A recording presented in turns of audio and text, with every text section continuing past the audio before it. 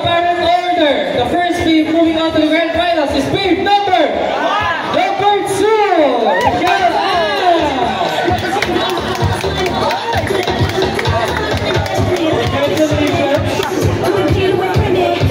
first time sumalis. And she gets to move on as well. Medyo nagulat ata siya. And congratulations. See you again in the grand finals. Susunod na sasama. Persian IC. Number 1. Peter Declare.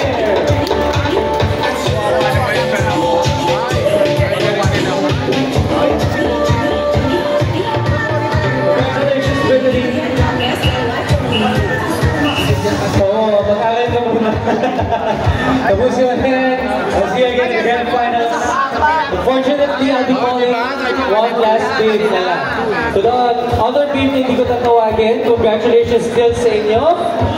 And sali pa rin, the last team moving on to the grand finals. Team number 4, Racel Alessis.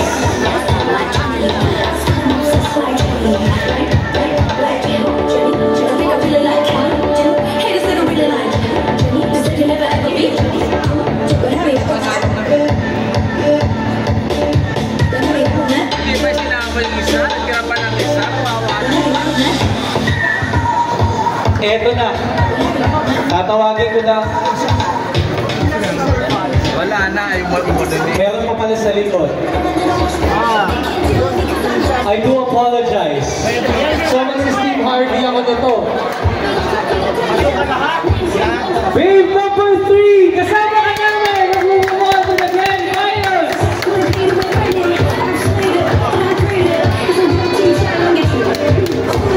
Sorry, pero please pala.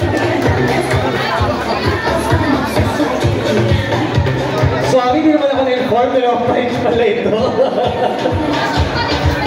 Oo nga, dapat pasok na lahat talaga. Well, ito na nga, pasok na na. Sabi ko nga. Good job. Sorry, team number 3. That's totally my fault. Wala naman tulog sa tigil, lahat talaga mananalo. Okay, alright. So at least natawag ko lahat kayo. Here we go. O, sa mga homes, at least hindi ako magkakamali. Alam ko dalawang page to. Alright, here we go. In no apparent order. The first home moving on to the grand finals is on number 7, John Paul!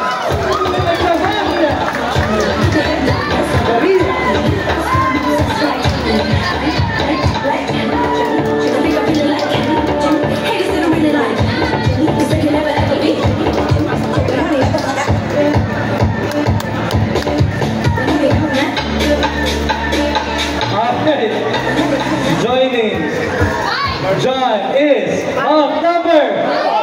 Ayaw ko dito ako sa kabila. Sino? On number 4, Kevin Reyes.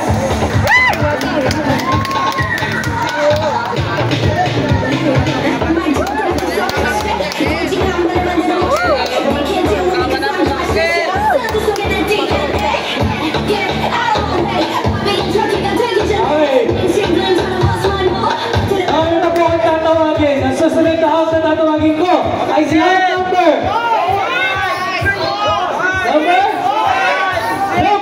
6, Mark Anthony Maga.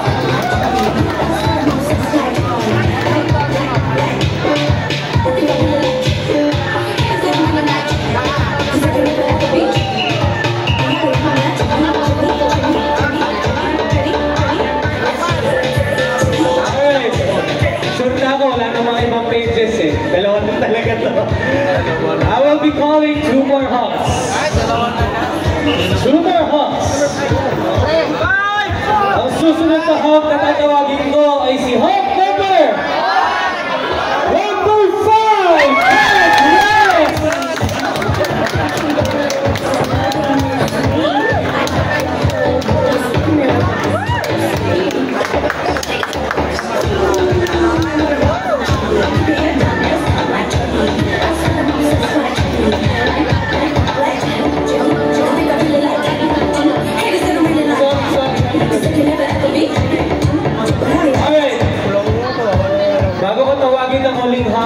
ko ulit magpasalamat sa Isitan Surawa Complex, sa inyong lahat ng mga manonood, to all our judges, to Talents Manila. Of course, magkikita-kita ulit tayo next week.